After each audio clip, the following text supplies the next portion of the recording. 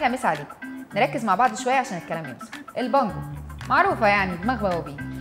طب من الاخر عشان نخلص بقى، من الاخر خالص يعني، ابويا بيشرب بانجو والبانجو بتاعه بشيله معايا عشان اي لجنه تاخدني ويطلع هو، يبقى لازم نكرمه. البانجو يا ولد. اول حاجه هتلاحظها على اللي بيشرب بانجو انه غبي، راسه محشيه قطن، الاي كيو بتاعه مضروب بالنار، رد الفعل عنده منعدم تماما، ولو خبطتيه بالكرسي في دماغه هيفرح ومش بعيد يشكرك انك فكرتيه انه عنده دماغ اصلا. بالنسبه بقى لاسئله زي الساعه كام، احنا النهارده يوم ايه، دي اسئله ما ينفعش تساليها له اساسا، لان هو عنده السنه كلها اتلخصت في عرنوس واحد. وتقول له ربع بانجو منجاوي. منجاوي. عرانيس. عرايس.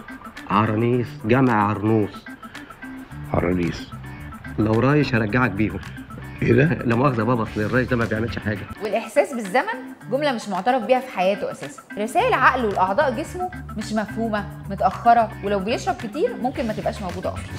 طلب زي انه يمشي في خط مستقيم هيفضحه من اول خطوه، لان طريقه مشيته في الحاله دي واللي هو مقتنع تماما انها صح هتبقى سمبوكسات.